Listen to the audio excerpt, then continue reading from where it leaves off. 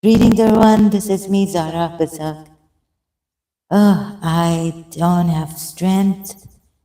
My voice has been cracking and going to talk about my case and condition, but here I am with my last ounce of energy to talk about this. I can't believe it.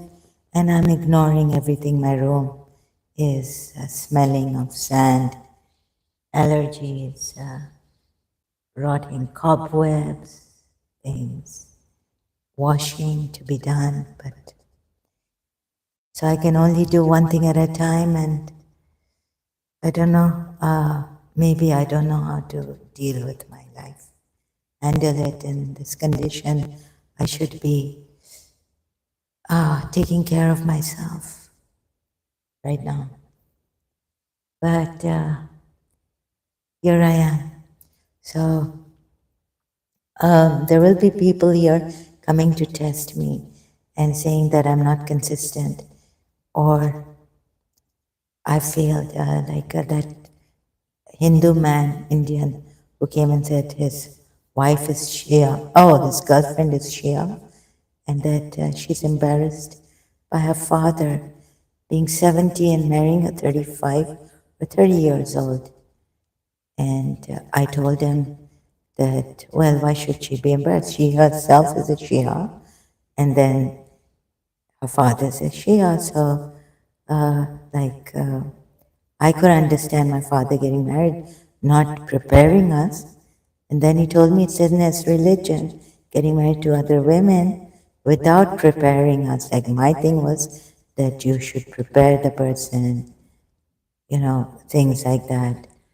And I even found out through my aunt, who was doing research on this religion, Shia, and the way I was doing, that Bibi Fatma, because of Bibi Fatma Zahra, we could have a clause in our marriage contract. The ones who want to get married, or are getting married, that they don't want their husband to get married to another woman. So that can come in a clause. I hope I've been able to say this properly, so for you to understand in Shia Islam, 12 Shia Islam. But my thing was that if I was in Karbala, I started to think, what if my husband, like as a Shia, you see, as a Shia, what if, because all Imam Hussein's wives, children cooperated, and so in my religion, my husband is allowed to get married to another woman, while having me, 4 women at a time, I guess, or maybe more, according to a sayyid my father brought. That it's more than 4. The limitation is not 4, he told me. Anyways, that was in year 2000. So you would say that I'm inconsistent, right? But look at the Quran's inconsistency. And look at me now. When I looked at Surah Tahrim, examining it, Surah Tahrim, Ayat 1, I read all the, my tafsir, my Shia tafsir. And I knew that there are different tafsir, hadiths for Surah Tahrim and Sunni, but they take the honey thing, okay? Now I read the tafsir of Surah Tahrim, Ayat 1 and Ayat 3. So then you see, I became an ex-Shia, ex-Muslim. And I came here to share that. And even Surah Nur Ayat, when I completely looked at it, so I had some doubts, like, should it be like this? Should I even doubt this? I don't know much. I don't know if I have got this right about Surah Nur, let's say Ayat 33. Like, it was very shocking for me. What is this? So the way I saw it, starting from Surah Nur Ayat 1, when Allah saying, I've made it clear, the rules and regulations. So I was kind of a Quran only, and I thought maybe it will fall into perspective with the Shia thing, but it wasn't falling into perspective even as a Sunni, Quran only person, when I read Surah Nur Ayat 1 with Surah Nur Ayat 33. No punishment for here, like God doesn't mention. I was in O levels, maybe naive, but very shocked. So things like this, like the contradictions in Sunni and Shia, and then and also Quran only, and I don't know how my ex-friend used to take it. We used to come and give me these things that, oh no, do not call on anyone other than Allah. It's our religion. The Quran is like this, and then I would read the Quran like that, and it would fall into her. It would be like, I would say, yeah, they're right. It would fall for them, meaning it would go by what they're saying. The Sunni Muslims do not make partners with Allah, so it's unforgivable sin, and it's unforgivable. So this kind of, and it's shirk, unforgivable shirk. Sorry. So these kind of things that might, come up here, and I haven't explained it properly, maybe because of not having proper articulation. So I wonder if there are many people out there who are beautiful, caring, cooperative, and understand that as a Shia, ex-Shia, I don't, and as a human being and as a Muslim, well, how shall I, previous Muslim, even some Muslims don't agree that we should be Shia Muslims also, and Sunnis, that we should be violent against those who leave Islam or, have doubts and things like that. I'm not sure how. Well, we just take it that they mean it, but it's not in their religion, actually. The law is to kill the apostate, right? And disrespecting. If we show something, oh, we doubt Prophet Muhammad here, or something, please, can you help me? They'll come and they'll lie or deceive. I've seen what they've done here, right? So through my experience now. But I never imagined, I never thought that. I've heard of it against Shias also, the Sunni extremist Orthodox doing, and God knows how many. Okay, I can't say. But to literally see it and hear it and something else, right? So I was a kind of Shia, I was lenient, like, oh my God is merciful. Why would he even punish? I used to question him, definitely, like, why would you punish the Hindus? Or, we had India next to us. I'm an Arab, but lived my whole life, most of my life, not my whole life. I've lived in London too. 3 years here, 3 years there. In my 3 years in my childhood. So, anyways, and I don't know Arabic, right? So you would even blame me for not knowing. My mother was Pakistani Khoja Sindhi. Very proud of Khoja Sindhis. I'm sorry if I have that takabbur or racist. I call myself at times because I love my Khoja Sindhis. I think I was lucky to be born in that. The very refined people they were. We were Agha Khanis before. So you can see Agha Khanis, very refined people. And very peaceful and all that. Their imams don't. Their imam doesn't kill anyone for leaving Islam or even criticizing, but they can then leave the Jamaat, the Agha Khani, Ismaili Islam, Imam Islam, and if they want, they can remain Muslims, or if they want, they can leave Islam. But the Sunni Muslims might kill them and things like that. But Imam wouldn't, and the Jamaat would not punish them except for excommunicating them. So it's so not having that understanding heart. Please don't test me. I'm not feeling well. You know how much I neglect myself. Please cooperate. I'm not saying it like, please be good to me. I can be good to myself. I don't should I need you to be good to me? I've seen life very closely and seen that people now, जिनको एहसास नहीं है ना, my aunt told me, हम उनको एहसास नहीं दे सकते. So my thing would be to walk away from these people, or when they come here, I explode now interacting with them, and they come with different IDs like Zany and all. I banned him again, and but he came with a different ID and things like that, and you would say that, okay, so if you have doubts about your religion, if you're, I don't know which, maybe she's in India, is she your girlfriend? And that's why she's embarrassed, because she hasn't got that environment that, Indians, Hindus would see my father. And so it depends on which, if she's in Arabia or Pakistan, then she shouldn't be feeling so embarrassed about her father getting married at 70 with a 35 or 30-year-old lady, woman. Okay? But no amount of thing, but I've become a Shia, disagreeing with the Quran ayats now.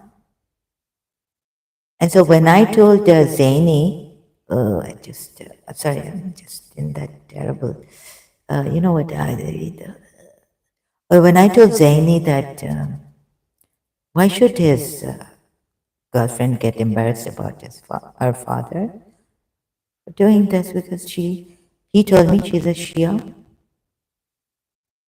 uh, and it's 2024, whatever year it is, even if it's 2030, 88, she herself is a Shia. So if she has doubts and about this, should bring up doubts about her religion, and she should examine the Quran ayahs and see, and then she should become an ex-Muslim, right? So please don't think I'm inconsistent when I told Zaini that your girlfriend should not be embarrassed, because it's in your religion. If you need to make yourself understand something, there must be some support from Shia community to help you see and support you in this. That why and give you that counseling. You see, these are the things lacking in our religion, Shia Islam too. Like, go and talk to a counselor. If this is getting to you and bothering you, the embarrassment is such, you can't avoid it, then you must talk to a counselor, a Shia counselor, lady, a religious scholar, who will nicely counsel you, right, wisely and sensibly. That should be available when the person is in London or in a non-Muslim country. So you can call your like, for me, I would not trouble anyone, but they should be available. They should say, come, here is our number, WhatsApp us. Or now there's so much here on social media connections, so easily we can connect with each other. So this should be available, and it should be of no trouble. We should say that you're not troubling us. Or an aunt, maybe her aunt who knows, she can, not by counseling, kind listening to her problem, embarrassment, and seeing how we can deal with this and help you accept this problem that is in your religion you have a problem with. So, like, I felt that my father should have prepared me, because from childhood, like, I was very friendly with my father. And I told him, like, my father and I, our relationship has been different, right? So I told him, promise me that you will not get married to another woman while married to my mother, meaning. And he promised me in Karachi when I was a little kid. Little kid, I think we had not even gone to London. So I was 6 years old, 7, 8, 9, or maybe 4 years old or something. right? So this, I remember telling my father. So that was my personal thing. And then later on, when he did, it was a great shock to me because I felt that he should have told us, prepared us, my mother, me, sat us down and said, "Well, I'm going to get married." I didn't know at that time, even at 16, 17, that my religion would. Because you see, allows the husband or the father to get married and have other children without preparing the wife or the children. Because you see, we were told that breaking someone's heart feelings, hurting someone's feelings is like too much. And I was going to Imam Hussein's majlises and so vigilant and at night and very active during Muharram, 10 days at least. So this, right?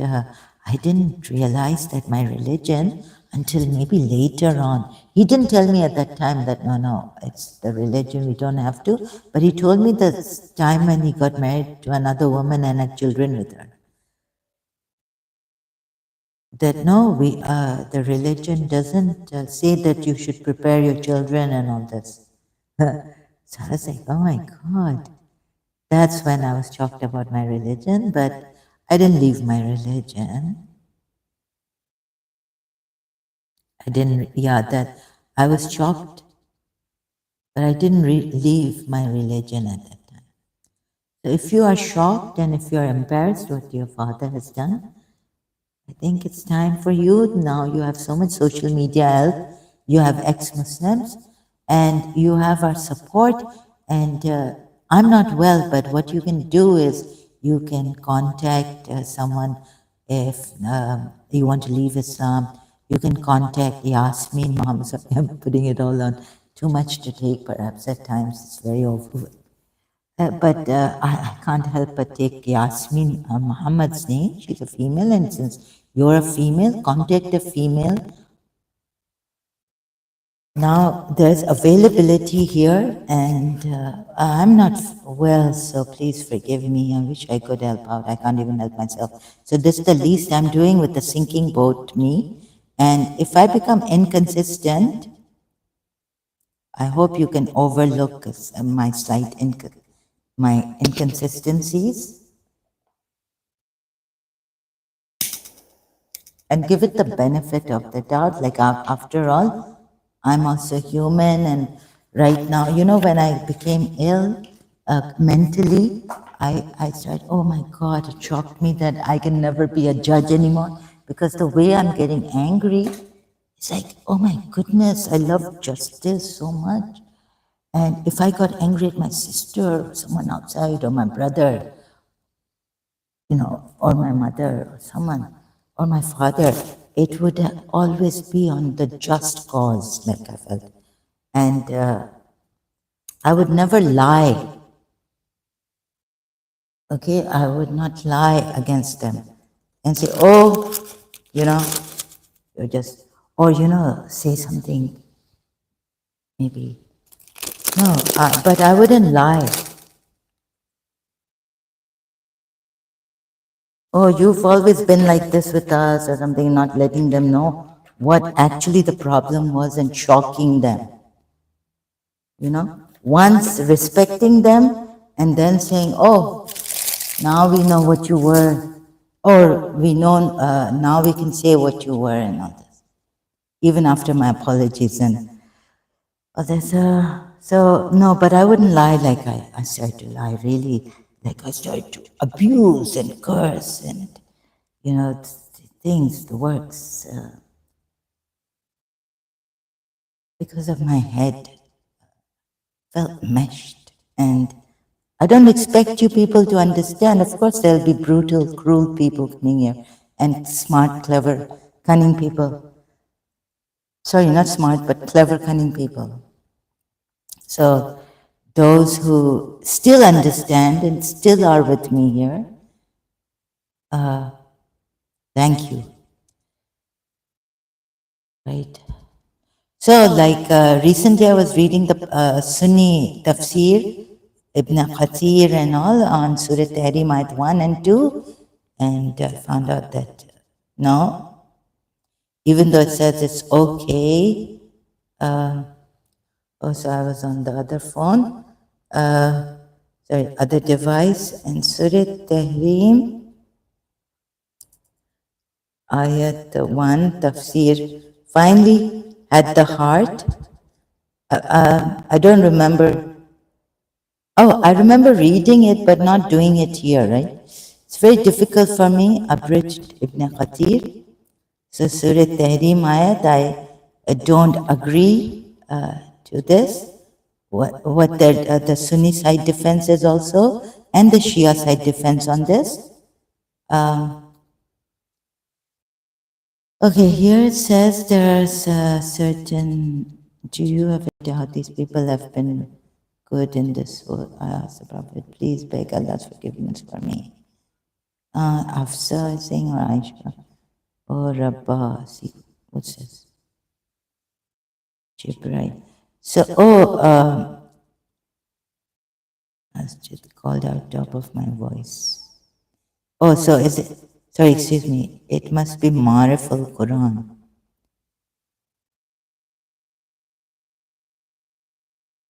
Say, yeah, maybe this one, sorry. Maybe I've made a mistake here. Says I developed envy in consulting with Hafsa. You have had maghaf. Okay, so I read all this. So I'm just showing. I don't have the strength right now. Maybe tomorrow, maybe tonight, I'll need to talk about my case and condition also. It's really terrible for me. I feel it now very insecure, and I feel it quite insecure and quite sad for myself. I'm incapacitated to a great extent.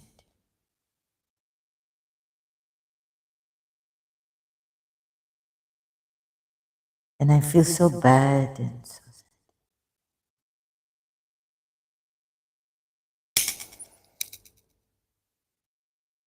So slight delay, I get all panicked and, I can't wait for someone to come, or now someone's going to come to fix and see something, check something.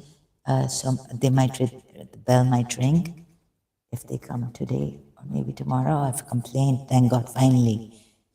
So it's been there, but I didn't go and I just had to complain about it, you see. But I keep doing this, so procrastinate and just neglect other things.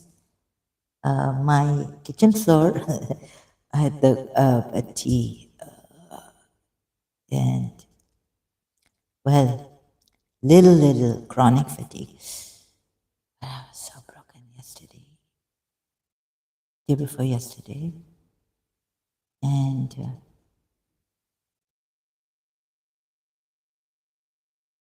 headaches and God knows what. So was taking breaks, trying to clean my floor. It took some hours. I was already tired, although I had just gotten up. So, and I was like, tomorrow I have to go out. I, I thought, okay, I have to do this. Let's see if I survive. I survived, but the floor really needed cleaning. And what I do is I buy napkins and I just try to, with my foot, little thing. Oh God, but the Stephen. Thank God it didn't fall much on my trousers, pajamas.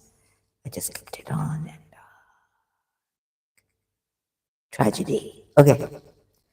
So you see, I've read all this and you can read. I'm not going to go with you here with this, neither on Ibn Kathir, I think I read. And Allah censors his prophet. So there's somewhere they say that the Sufis used to do this. Okay, so Moab Coptics thing is there, although they say it's a weak transmitted hadith, like, oh no, right, it's a source. But Abdullah ibn Abbas, who's Abdullah ibn Abbas has reported it, or uh, so the Surah 33 at 50 or 52 goes with that, like he can do this. Although he's not allowed to marry other women, but have what the right hands possess. I'm not sure about that. Okay, I'm not ready, I'm not prepared. If I've made a mistake, I'll try to correct it later and articulate it better. So Umar said statements confirmed Quran. Sorry. We mentioned before that Umar said statement that were confirmed by the Quran, such as about the revelation about hijab. No, about Maria the Coptic. And take you the maqam of Abraham. Oh God, bothering. So the wives are bothering and Sunnis are. Oh. No, where is it?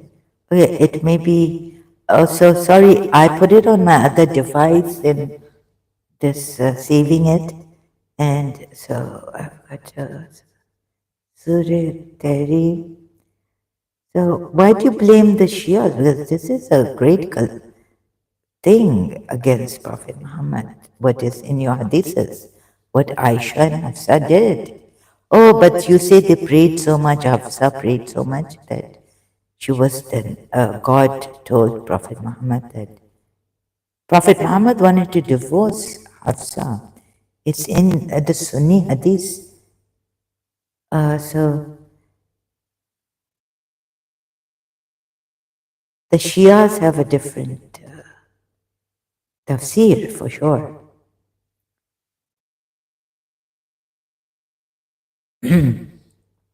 So what is this? Take a oath. Reported Hafsa divulged the secret.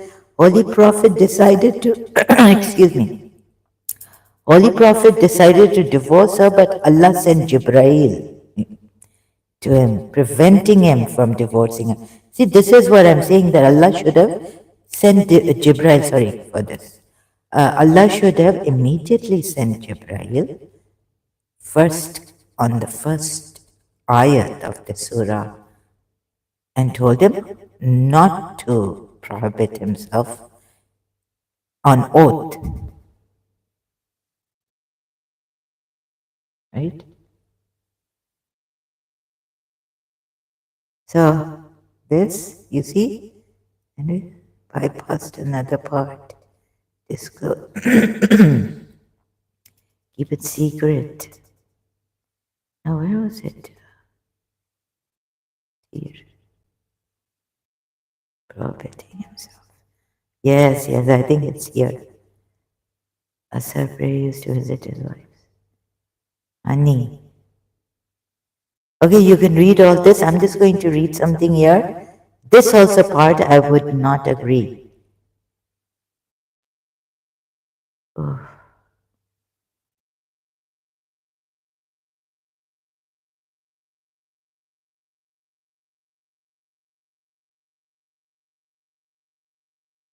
But if you help one another against him, then verily Allah is the protector. Said, oh Allah. Sorry, I'm just searching right now. But if so, I just let me just check my here. Surah Tahrim Ayat 3.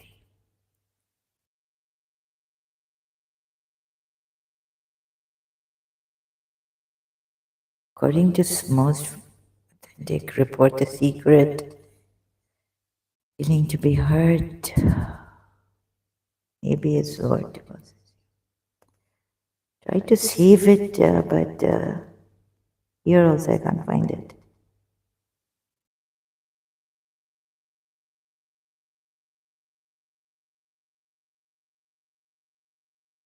Muslim. If you doubt, people have been warned. So I've read all this. I want to show you something. I can't find it now.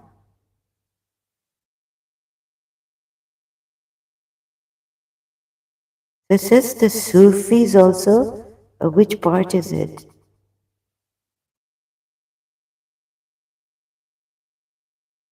Aisha and Hafsa were the plotters. Oh, but then you have nothing to say when Allah has forgiven them. But you see, the Shias say that they have done proper research. And so Nisai collected the hadith using various chains of narration. For a whole year, I was eager to ask Umar on our way back. He stopped Hafsa. Oh, then you see different tafsirs that Shias get that the Shia tafsir from their imams and all to Holy Prophet, right? Like that, is that God never forgave them for this. Either stop bothering Allah's messenger or or Allah might provide him better wives than you. So the Sunnis say that Allah forgave these wives, two wives, whoever they were, whether they were Zainab and whether they were Aisha and Hafsa against Zainab. And why he left part of it not to hurt Zainab? I disagree with all of it, I think most of it. So sorry. Now the other one is, maybe it's in this one, haven't checked this properly when I came here.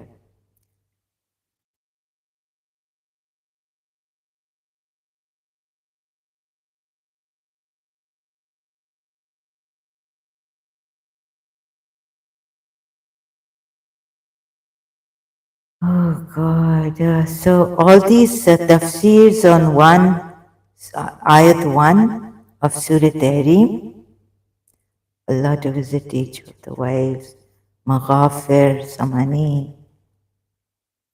The Prophet, why do you ban something that Allah has made lawful? According to the principles of general stylistics, the Quran does not address the Holy Prophet by his name, but by his prophetic title, thus a prophet, which is his special honor. Although this is a loving question posed by way of compassion, what happens by way of it could have created the misunderstanding that he has committed a major error and he is being questioned about it. The concluding phrase allays this suspicion, meaning that even if it would have been a sin for the sake of argument, then Allah is most forgiving, very merciful. Against the Prophet. And they're giving Surah, they know about Surah Maida. Here it's coming, ruling. I don't understand what kind of logic this is. That even if it was, let's say, as a matter of argument, we could say that Allah is most forgiving, merciful to this Prophet. Right. Let's see how merciful He is to the believers. In Surah Maida 87, if they do this, there are three ways in which one can prohibit a lawful thing for himself, the details of which were given under verse 87 of Surah Maida in Marif al-Quran volume. Okay.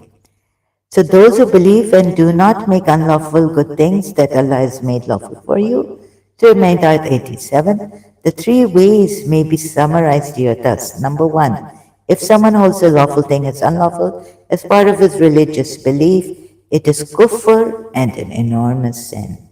If he does not believe it as unlawful in religion but bans something on himself by swearing an oath without any need to do so, it is a sinful act.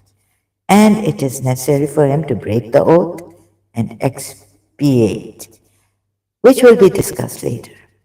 However, if this is done for some need or advantage, it is permissible but undesirable still.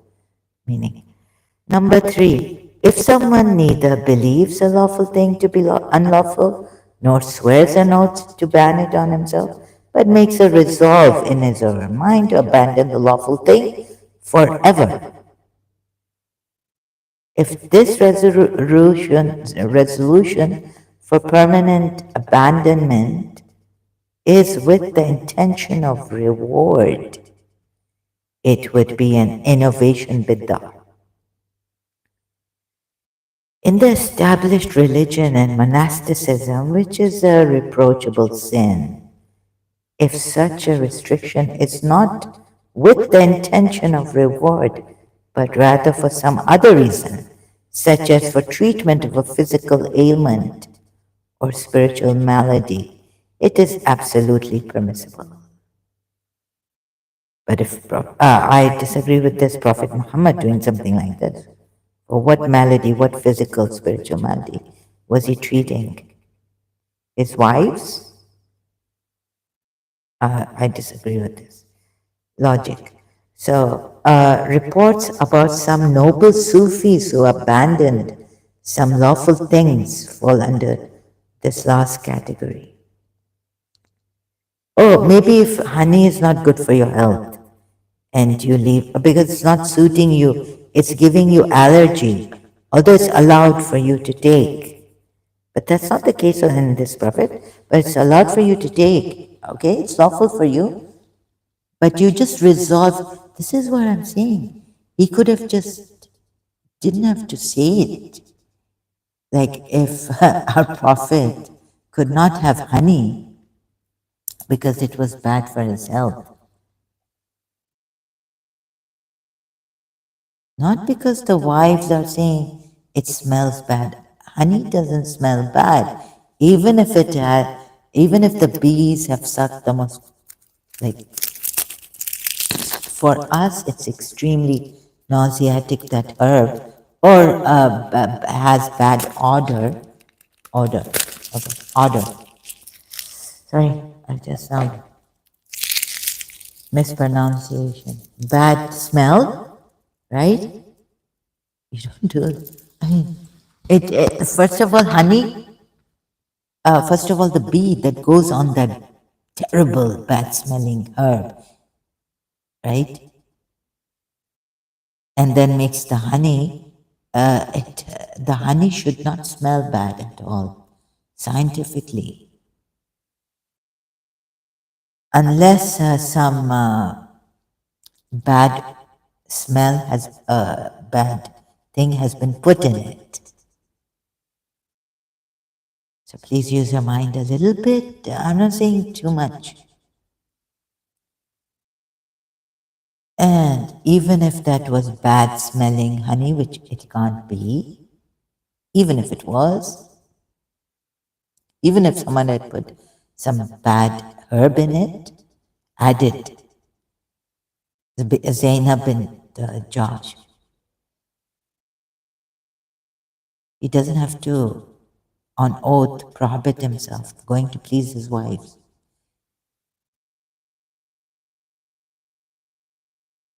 It's not bad for his health. It's just a bad smell. But he doesn't have to, shouldn't at all do that. So all these reasons fail in my logic. In this incident, the Messenger of Allah swore an oath to abstain from honey. After the revelation of the verse, he broke the oath and expiated for it. That's what the Sunnis say. I don't know what the Shia say, but right now, as reported in Ad-Dur al-Mansur, he emancipated a slave in payment of his expiation. Bayan al-Quran. Oh, I say a prophet, still oh, like, yeah, he had to pay for it, okay, right? But Compassionately, God is all forgiving and merciful, and yet He has to pay for this. Please, where are your logic? There's so many inconsistencies here. Exalted character, and do not go pleasing disbelievers and hypocrites and pleading for them. The, which one was it? This ayat in Surah Nisa ayat 112. Do not go pleading for those who deceive themselves. Please, this is too much. Even if he was to be punished. You see, this is why I'm saying that the revelation should have come to him. He's a false prophet. So reading Ibn Kathir, oh wait, okay, now Ibn Kathir, but Ma'arif al-Quran by Maududi, Abul Ala Maududi. And God, you see, he doesn't say anything out of his own desire. That means he can't even do anything out of his own desire, even in its private life. And when the Sunnis say in its private life he can do these things and make these mistakes with his wives and all, no, he can't. Where's the ayat which says, oh, Prophet, you can do what you like in your private life, but not outside? This is all, your inside and your outside is religion. It says, wait a minute, how can he make mistakes and all this in his private life when you are told here in Surah 17, come to your senses. I'm sorry, now am I acting like a teacher? I may be doing that to a very strict teacher. Okay, teacher, I apologize. Please, you can't do an indecent act even privately here. What is apparent of them and what is concealed? This means you can't, what you can't do outside, what you can't do in public, you can't do inside also, right? Like inside you are having, or fornicating, you are doing whatever you like, masturbating, but outside, like in outside the religion showing people, then you better go out and tell the people, oh, I've been doing this. What will they say? You are a hypocrite. You have sinned. Or you deserve a punishment.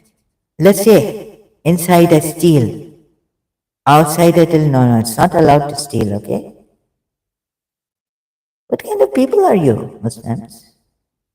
You've been deceived thoroughly? Or are you, oh my God, so please see this. And then telling us that we should not say anything against Prophet Muhammad.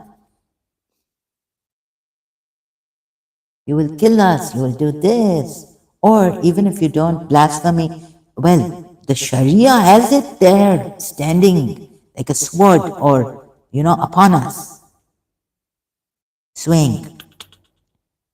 Please, blasphemy. Why have you said this against a prophet? Why not? He's a public figure. And also addressing that joke, wicked joke. Oh, how many are there? Oh, God. Okay. Excuse me. So, so I can't believe I'm this passion, like my last ounce energy I'm giving here. So,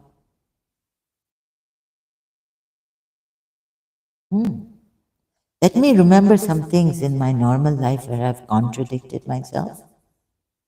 And then, oh yeah, being a Shia and knowing that I'm doing, now what's this?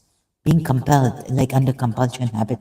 Now, oh my God, I can't believe this. I never thought in my life this day will come. We never used to open TVs.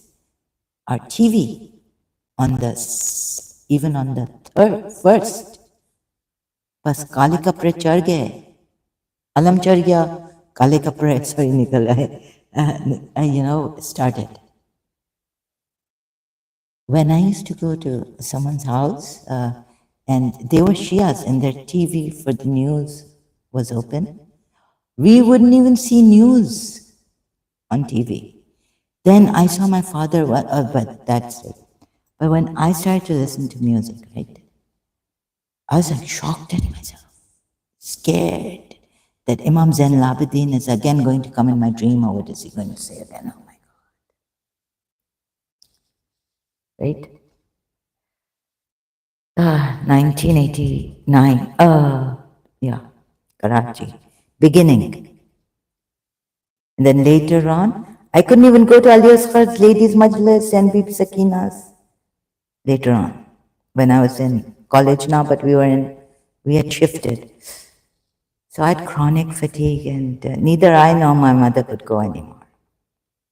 You know, before we used to, from Karachi, from American school, 8 o'clock till 2:30, 3, come back quickly. I used to, Ali Asghar's Majlis.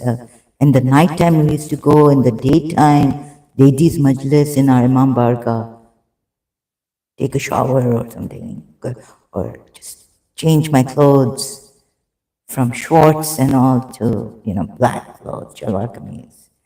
Put a dupatta on, take a dupatta and go. So no more could I do this in chronic fatigue. 1989. I was shocked. Headaches coming. Oh, I can't go. Sleep, sleep, sleep. So this kind of a thing happened to me in my life. That shocked. Shocking things happening. So please don't. So where are all the good people gone? Human welfare, reach out, and all this. So today, this and I feel so terrible, so ashamed, so embarrassed. Myself, yeah, because I'm lachar, because and very scared. Who's going to help me? Now I see. I can't tell you about my room, kitchen, and my washroom, and the bucket. It's full of so much I've ignored. I wonder when I leave this, they'll come. I have to take like short, what you call that, strong water, like all the muddy sand, dust, jam gayi hai, like it's. How will they remove that? How will I remove it? If I now give myself a chance, so I'll have to one day take a break from this, then maybe next I'm going to. So what happens is, I have this breathing problem. Maybe they say in cancer your mouth becomes very dry. So huffing and puffing, and then sitting down because I feel I can't do it anymore. And then the furniture and the thing is, and I can't even see, I can't sit in a room where it's all upside down. थोड़ा सा साफ किया, little bit, and then leave it. The broom is there. No, no, no, no. और फिर मुझे और like, no, no, this should be in its place there. You see, so बड़ा torture में रहा है मेरा. और फिर recently I was like, इतना providence कहाँ है विष्णु, कहाँ है providence of Vishnu ना, या Narayan. So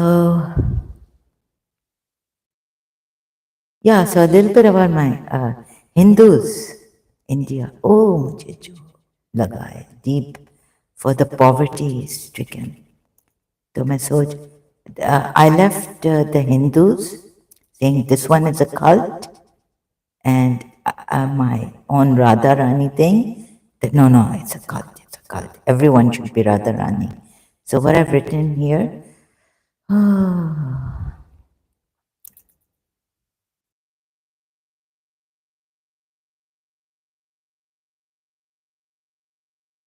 Sometimes people can't reach the hospital, even though there are many. We have free hospital here or afford it, but the master can. God heals. Master reaches. Ah, my recent complaint. Who cares for the poor and sick? So something was given to me recently. Um, that's why Paramahamsa Vishwananda started to sing in me. I was doing a mantra that could bind these Vishnu, Shiva, and Brahma in ropes, a Japanese mantra, right? And I found it difficult to remember, seeing upside down, around, like wrong way. But these Indian mantras come very, like, it's like someone is repeating in me, and I don't have to take much effort, right? So I'm like, why does this happen to me? But anyways, I said this. I even commented on Paramahamsa Vishwananda's some video, YouTube video that his disciples have uploaded on another channel. That we got cured of cancer and this, and we were in this difficulty, and Paramahamsa reached out, and I found my passport and others, and with Paramahamsa Vishwananda, the master have done for them, and I was like, why did they have to go through this of misplacing the passport and then finding the passport? Oh my God, why can't you be easy on them? Why can't you? What is happening here? Poverty stricken India, I mean, not the way I'm saying it is quite terrible, but I might not sound sincere. So recently I was like, I find it hard. अंदर वो नहीं मिल रहा है ना आराम can't even breathe like the oxygen is not reaching my head. Can't breathe properly, so I have to open my mouth, but then they say you could get a sore throat if you breathe through your mouth, so don't breathe through your mouth. But I've been doing that. Do you feel a lack of something or without loving care in India or elsewhere? You are never alone. Your God or Guru is with you. So I realized that there are dentist free, hospitals free, but I can't go. ऐसी हालत है, the condition I'm in. Someone sometimes don't even move me. And sometimes in this shock, I feel I become quiet. So, anyhow, thinking of India, it's not a cult then. Like you need a doctor, you need a master guru. So, for many days, I've been upset with Indian gurus on this case also, and many other reasons, cult reasons. One was the cultish thing, and recently the lack of care, medical facilities, I realized, for the ones who can't afford, right? And providence provides, but where is that providence? In India, etc. Today I heard the master singing the kirtan inside. Even when I resisted, I couldn't stop it with the Japanese mantra. Fudo, Fudo. If I have all the money but not love. India, how Radharani cares for you. Poverty stricken you may be. We are a rich country. So my country is very rich, so much care and cleanliness, but still my baby, uh, someone got a virus, a baby got a virus and was kept in the hospital. So I realized that I didn't pray, but no, wait a minute. I forgot. I didn't pray to any guru or master, and I remained very disturbed. but would keep sleeping. Or I heard my principal's voice now and then, but then sometimes it's like, oh, this is a jinn. Sometimes it's no, no, this is your mummy. It's very distinct for me. I don't know. But voices sometimes say there's a jinn, but would keep sleeping. I did use, no, no, no, I did. And now I remember asking Buddha. I did say, oh, Buddha, please do something if you can. And today I started to think, what if this happened to a baby whose parents are poverty stricken in India or Africa? Oh, sorry, last night. Thinking of my late mother who lost her first baby girl, her first baby born, and the baby who recently got sick, it's the firstborn.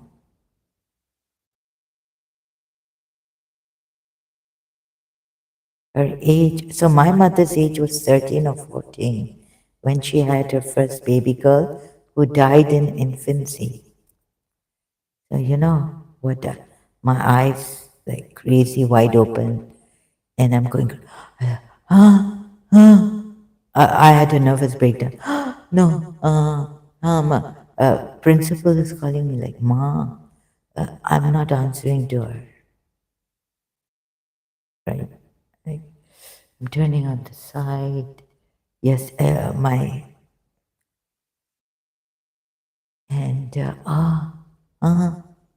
and now I'm hungry.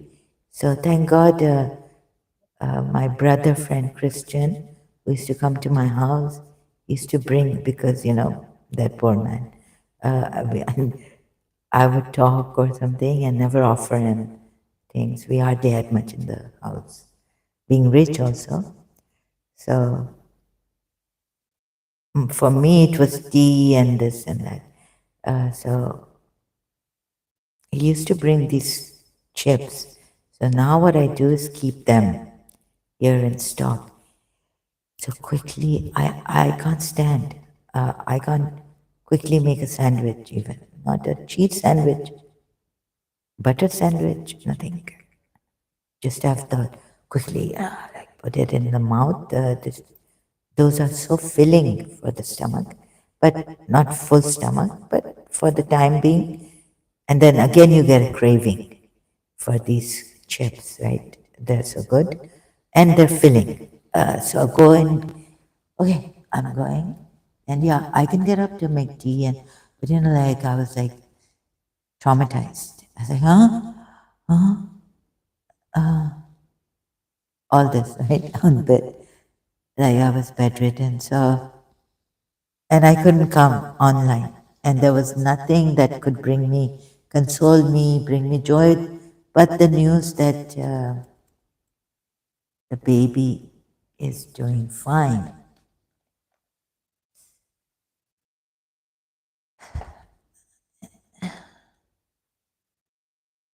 Like at that time, if you ask me, your principal, you could have gone on Facebook page just for a little.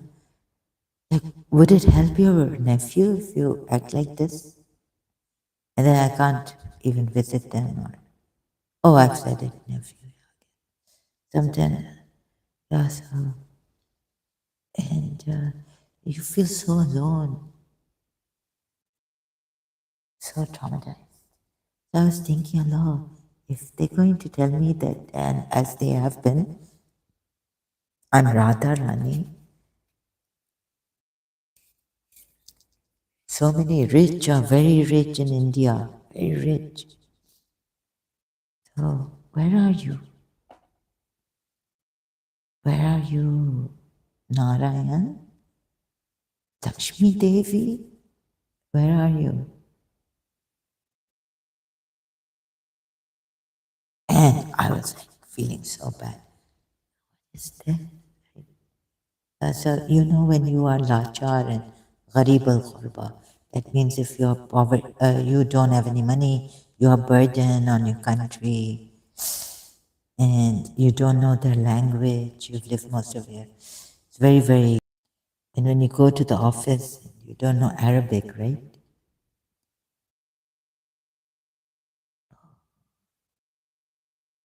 Uh, it's embarrassing. Like here, Arabic is power, and if you're Marathi, how come you don't know Arabic? Oh, so that is embarrassing for me. Yeah. And then they will, sometimes, they might not even believe you. So, this kind of a thing. You see, I can't practice law here. If I was well, like Arabic is power here, and if you're Arab and you don't know, मुझे तो इतनी शर्म आती है. और ऊपर से, uh, you know, so they wanted me one time, like 2, 3 years ago, to provide the report that has expired from the doctors right now. My report from the doctor. Now I kind of went off after coming back from there and saying, I'm not going to the doctor, but I wish I'd gone. But who's going to take me? My brothers are busy. I don't want to trouble this one. Oh, he's in the other state, oh, city, and this, and no, no, no. So I wasn't in good terms with someone, and or like I feel that being such a rich country should have facilitated for me that they could have said that, okay, you can call a, if not a psychiatrist, because psychiatrists give medicine. To go to a psychiatrist, follow up, it's always for the medicine. But like you have social work here, you have our social worker here, you have the therapist whenever. Now we have these, what do you call this? Zoom and, uh, people like me who can't make it to the psychiatric hospital, can I not call them? If when I wish to, like, okay, let's now do it, or the office wants the report. No, you have to visit the hospital. Now I need all that. Even to order something grocery, I need a little. I'm waiting. Okay, thinking, preparation, preparing myself. Confidence is going ahead. Strength will come. I will do it. I will do it. Every single thing is difficult for us who are in anxiety and this kind of psychological problems we have. People might don't. Why should they even talk here? The way the people are. Some and some would say, it's her ego, and they come to test us. Very few facilities. तो मैं तो आज मेरे माँ बाप का तो so and then they said the system is down. I was like, I panicked and I said, sorry, I can't come again. I'm not feeling well, right? And so then I think the lady believed me. So, or maybe, I don't know. But it's very difficult for me to go out or even in my own house. What's this? What has come? Okay. Team reminder. And notifications. Uh,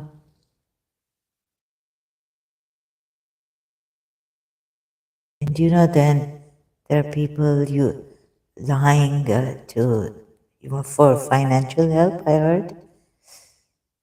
I wish I could make them believe that really what is my condition here. और फिर कभी कभी मुझे शर्म, but I came back, guess what, I was breaking, I panicked more, can't take any delays, and then I was sitting here and something was like No, no, come on, Sarah. You didn't lie. Why do you have to feel so bad? But I don't know Arabic. And maybe they checked also I do, like, she doesn't know Arabic. So I was sent to another room, special, or maybe, I don't know. But this is, so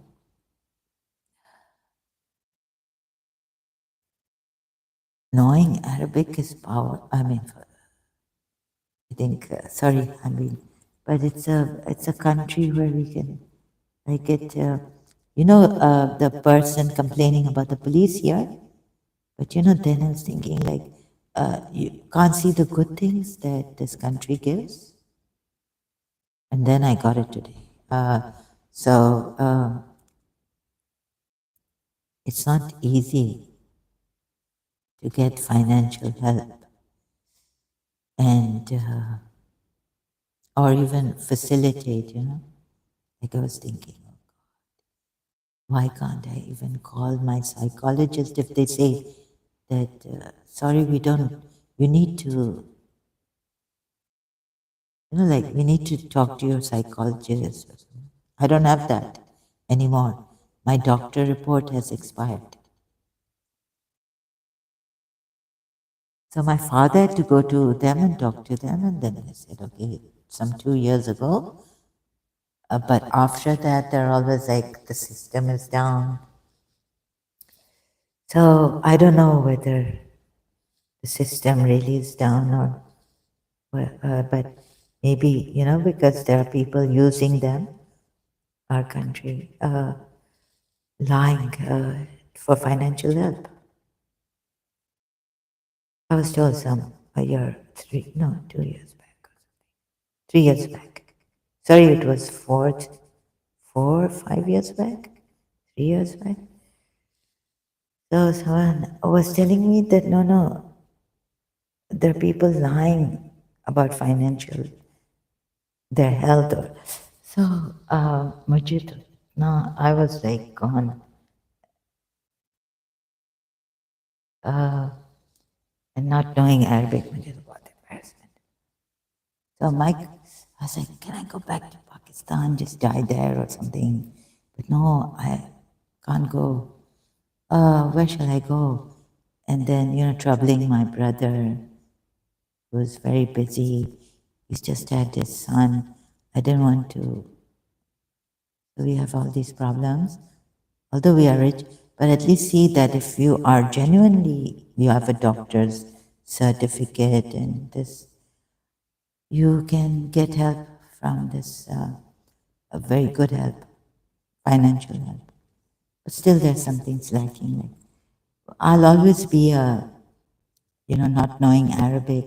I will always be unconfident, not have the confidence. And if I say I don't know Arabic, please, English, they'll, I'll be perhaps, under, like, so it's embarrassing. It's a bit, maybe even now they haven't realized, how can we say, that, oh, my father was Luwati and all that. And so they were, we were Arabs who were in Pakistan.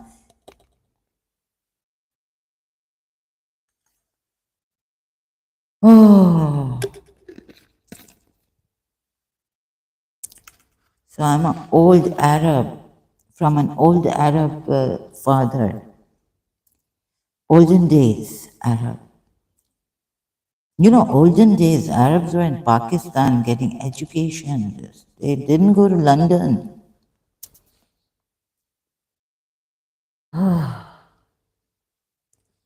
So it's hard.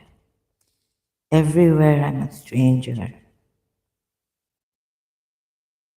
Oof. And I found it. I got my aunt learned Arabic from her children, and I can't learn Arabic. Can't pick up this Arabic. Only little bit what I learned from my other aunt who used to come to Dubai to meet her sister. Like I was just thinking, what was it? She had taught me, when I was in Karachi American School. She would come from Dubai, learn from her children, and my father couldn't teach me Arabic. I never learned one word of Arabic from him. But my aunt, who I learned some Arabic phrases like iskit. And the number till 10, I learned from my aunt, why the names Samania until 10, I forgot 9. Okay, I still don't know in Arabic. Shway shway, hal, and iskit, and there's more from. So, problems. And you, okay, so in Karachi, so much. No, so I'm not going to brag or talk, but I couldn't reach out, so I can't say what I wanted to do. But at least, okay, I'm using this, and sorry,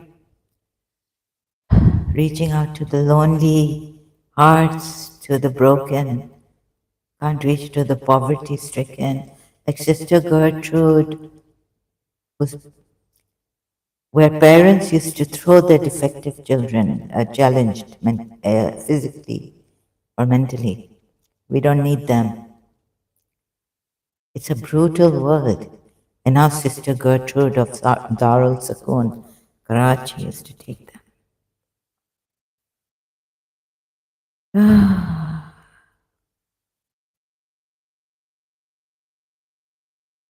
I still sometimes feel bad that I'm taking financial help, a beggar. So I'm also like Pakistan, Bikaristan. And where shall I go if my country refuses? My, my brother has to be rich, who can afford now his family and me. Uh, and I feel so bad. And then if I go back to Karachi, where will I go? To my father. So he's got a young wife, and he's also financially getting help. So who's going to help me? Because I feel so bad. I don't want to take financial help. And and I don't even have a Pakistani passport. So maybe go on this passport and then, but how will I shift? I mean, until when, I have a contract. It's really terrible. I can't think. So it's, if you lose your ID, I think I was reading the news today. Oh my God. Like you have to pay 300 dirhams and God knows what. If you lose your ID, it's not even your fault. I was like, oh my God. And thinking, I couldn't read the whole article. Just to think of like, I was like, I hope I have a heart attack now and just die.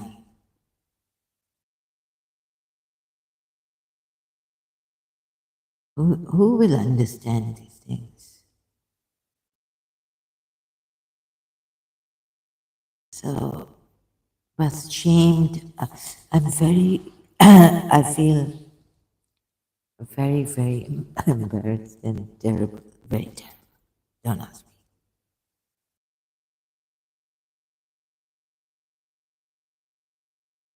So then I came back and someone just said, no, you've got to fight for it. I was like, no, no, you have to. So I started to talk on the record, voice recorder. This is what's happening to me. My voice is fainting. I don't have the strength. And if I go to the doctor, what will I say? My gaze. So I'll talk about that later. Oh God, Allah, it's so terrible. And people coming here, testing me when demons are attacking me and putting words in my mouth. And you will say, yeah, but think about it, right? Would you test your prophet so much? And maybe the wives tested him. And I think I could see that the wives tested him in Surah Tahrim. I don't think Aisha was jealous at all. I think the Yathrib Jews, tested him. That's why they said, please ask forgiveness for us or something, or maybe they didn't want to. He was a war monger. He just wanted to conquer Makkah. Just imagine if this was a true religion. So, he says they exiled him. Even that I don't. I think they exiled him because he was being mischievous against their gods, which even the Christians say. Okay, the Christians even say that they're Hindu, these pagan gods, but I don't think uh, Christians are right. I don't agree with that. So even if the pagan gods are diabolical and will perhaps like here I see that they're not helping, that where's providence, that we can't even reach that heart opening thing with the Hindu, it feels my heart is closed, my heart is closed. But even in Shia religion or Sunni, as I became a Sunni, I used to act, I used to pray to God, God, show me from the Sunni side. Like, how would they see our majlis? So, this is how I became a Sunni, and I told Sayyid Yusuf Zaidi once, please, I just want to be Sunni. I've had enough with you people, Shias. Even Sayyid. We were told never to talk like this with a Sayyid because you could get a curse of Allah on you. But in this bus, I became very like this. So, yeah, but too much depression as a Shia also, like in my life, personal life depression. And what was the point here? Huh? Heart, if you feel your heart is not opening with Narayan, Radharani, or the Hindu mantras, and it's Jesus Christ that has opened your heart.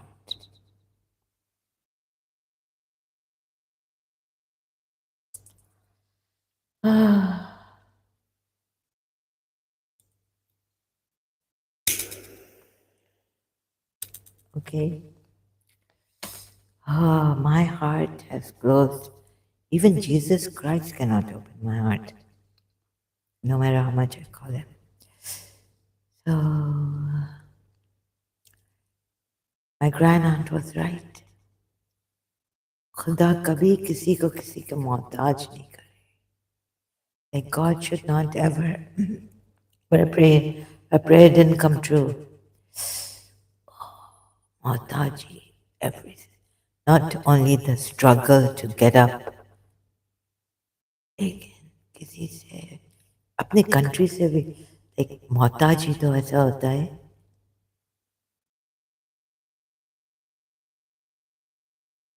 क्या बोले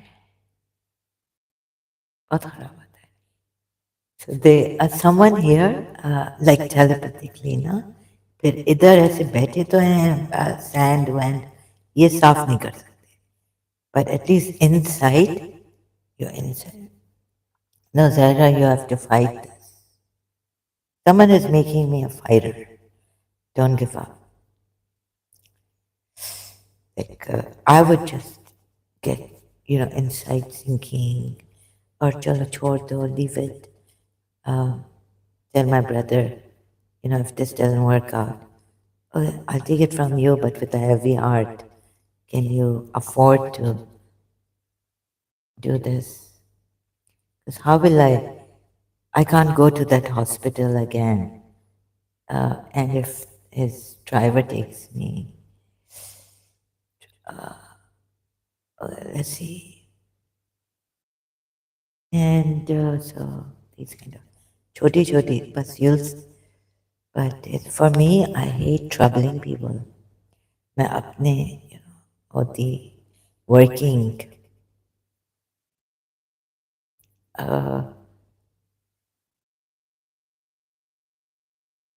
थोड़ा काम करती किसी के मोहताज इंसान नहीं हो लेकिन वो जो पॉवर्टी स्ट्रिकन है जिनके बच्चे बीमार होते हैं बट वैक्सीन्स देखें वो चले उनको मिलती होंगी फ्री में उधर इंडिया में पाकिस्तान स्लम्स में लेकिन मैं तो ऐसे हो गई थी पता है इन before I met the principal, before God gave me the miracle of, my God, depression, hellish feeling sick, gone, but headaches there. Couldn't get my health back, the way I was, the Zahra of the other teacher. So I would not, I'm losing my point here. So I was like, before that, the time there was like I'd go to school and then on Fridays, Friday, school closed. Oh, sorry, Friday, Saturday. Chronic fatigue had come. So it had, yeah, I had gotten chronic fatigue. Like, a person on the footpath with flies on him, and I can't move the flies. I can't even raise my hand, fingers. And sometimes, like so chronic fatigue, so exhausted. Haven't done much. Now I can't even do sports like I used to, but referees in my school in Karachi and it would complain to my sports teacher that, my side is hurting or my left leg, the ankle is hurting. And she said, okay, you do referee then. She made me a referee. And didn't think it was like, we thought, okay, it's not serious, it'll go away. Like, I'm not hitting the ball properly, power I had before. What's wrong with me? Anyways, we still had hope. We had Christians there and Shia me. Still hope. But the point missed. Senile.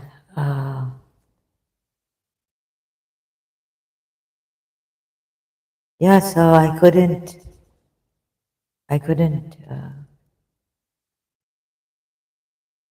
size on me.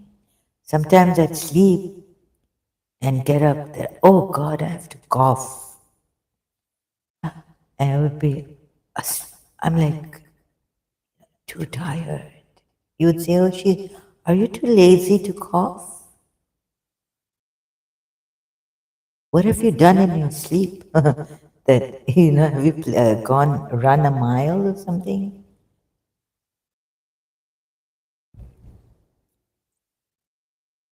So India, me, Radharani, you want to kill me? I feel.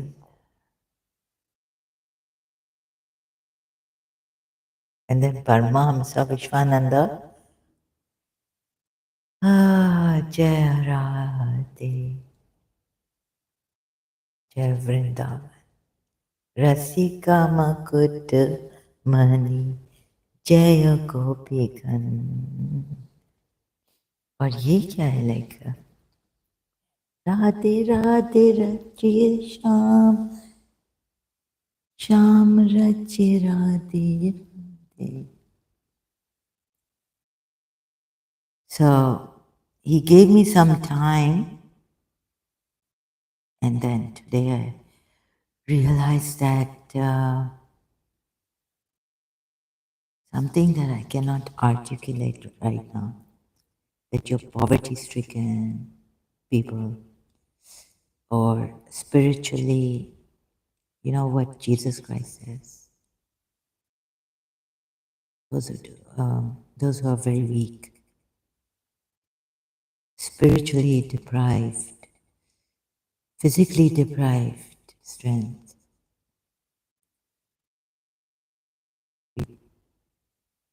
God knows where we don't even belong because we don't know the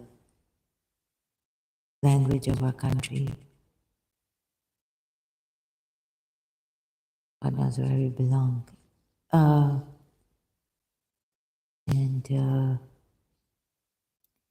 so he told me, he said, in all this, what would you require right now?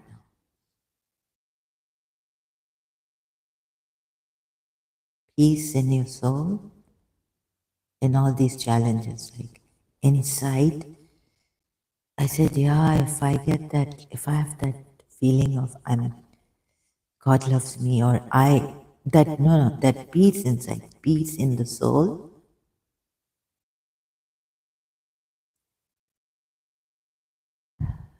and like I was right before when this separation crisis happened, I could go to the hospital and come back and not feel so restlessly depressed,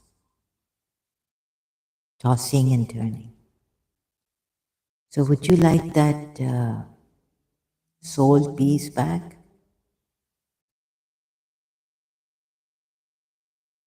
And then, even if you are poor, like not much worries that people say, what's wrong with her? But restlessness, anxiety. Yeah, I think I will choose that peace. But then I would say that, but also not, dependent on anyone for financial help, not a burden. No, the inner peace that has kept me the whole year, the years going while getting financial help from my country. Feeling bad, but what can I do now? So he said, what do you think you need from the inside, or your outside should be good, or that your inside should be good, your soul peace, peace in the soul, peace in the mind was so essential that even if the strength that then If, like my mother, she lost her firstborn and she didn't have children for 4 years. I was born in the fourth year, maybe, or after 4 years, and survived. And she was only 13, 14. She was 13, she says, when she got married. So she may be 13, 14 when she had her first child, baby girl. So losing her after feeding her, like you've got, 14 months, no, 6 months old, 7 months old, 8 months old child. You've taken care. You're 13.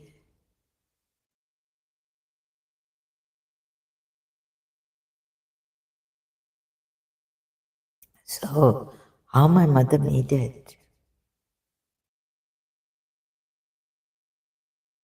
I can't take it at 50 plus, a child getting sick.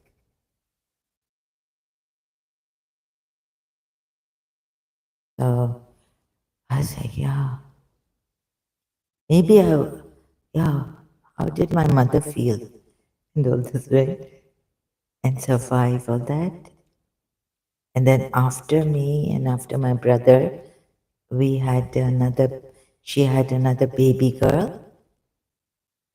The Ayah in Karachi was negligent, and her Salwa, her baby girl, died because the ayah was feeding her in a bottle, and the ayah went to sleep.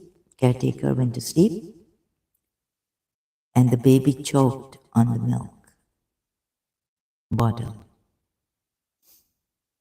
I remember my father, I had a cot. I was sleeping in my father's parents' room.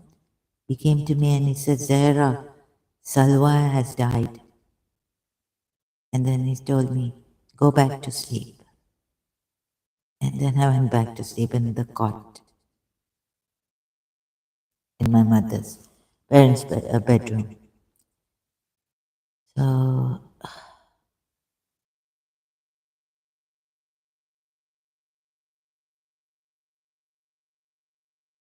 things happen.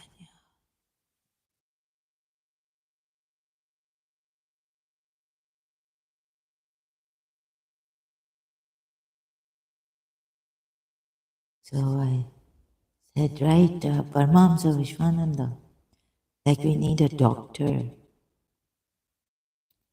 Right.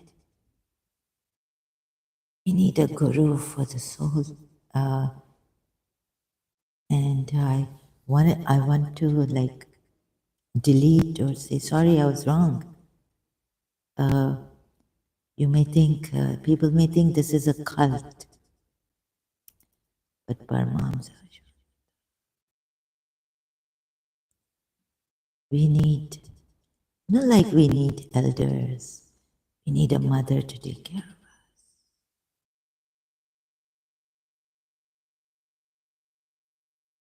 of. Like the groups made to support each other for maybe even, like ex-Muslim group or human rights group. So you're right. You made me realize you're not a cult leader. Paramahamsa Vishwanatha.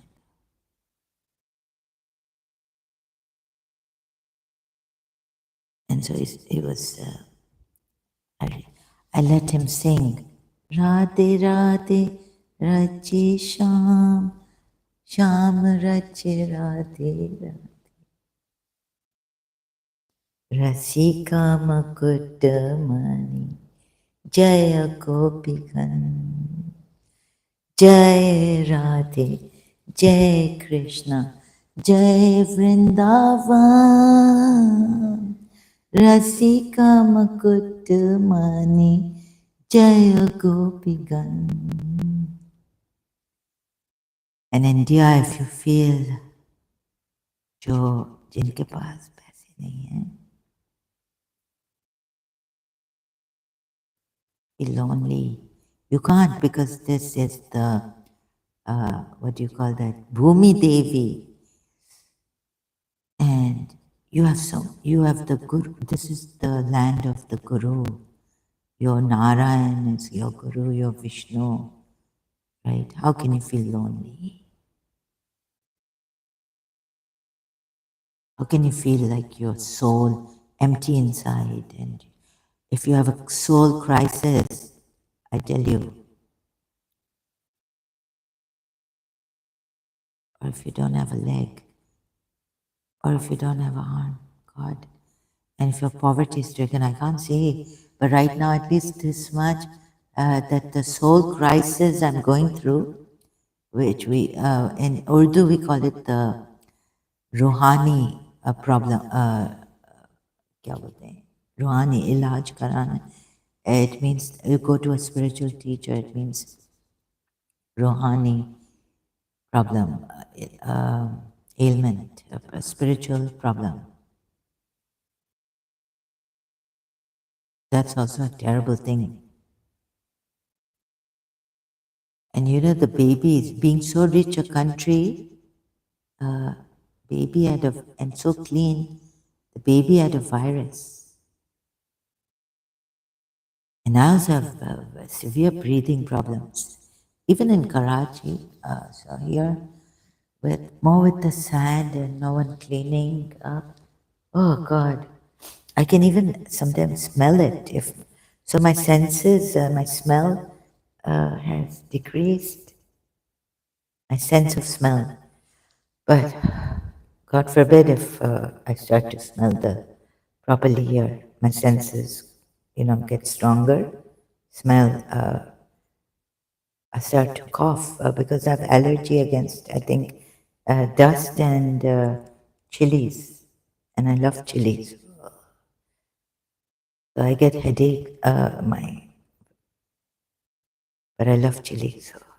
So that's recently I was like, I'm getting headaches. Why so much? Oh, I took this chili, or is it dust that I can't clean? So,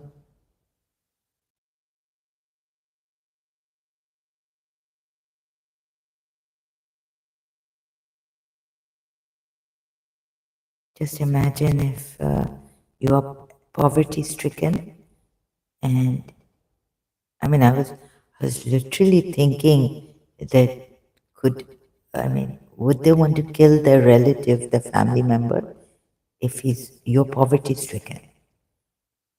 You've got a family member who is like me, let's say. I'm good for nothing right now. Hardly much. Can't even take care of myself. So, wouldn't you want to kill him? Better to kill him, right? I was thinking, yeah, a family member could get up and say, ये क्या है, ये हमें नहीं चाहिए, हम इसको मार देते हैं. ठीक है, एक दिन रात को पॉइजन देंगे या सुबह को इसकी चाय में डाल के give him poison in his tea, get her out of the way. She's good for nothing.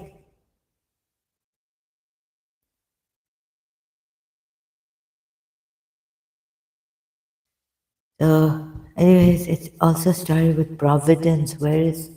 So I complained to Vishnu or Narayan. Isn't Narayan for providence or Vishnu? Vishnu is for providence. Then I said, no. Narayan is a form or something, formless form. But it's Vishnu actually for providence. Then I said, Lakshmi Devi. But Vishnu for providence, maintenance of this world. Shiva is for nothingness, breaks your ego, finishes it.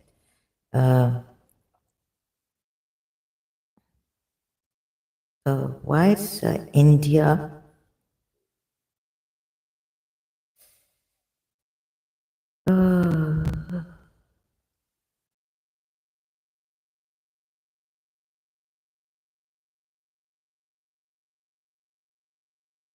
We are definitely inside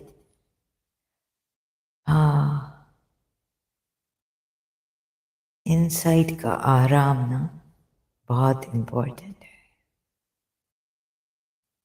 पैसे आएंगे, ये भी नहीं आएंगे, bills आएंगे, fines आएंगे, you'll be charged fines. But you'll at least have that thing to fight, go through it. Not get so stressed that you're feeling, oh, I'm going to lose my mind. My head's going to burst. Okay, there's something. Okay, I have to go now. Thank you. Better go. Take a break. Give you people a break. Let's see what happens in life. Thank you for those who listened. Sorry, thank you to those who listened, who will be listening. And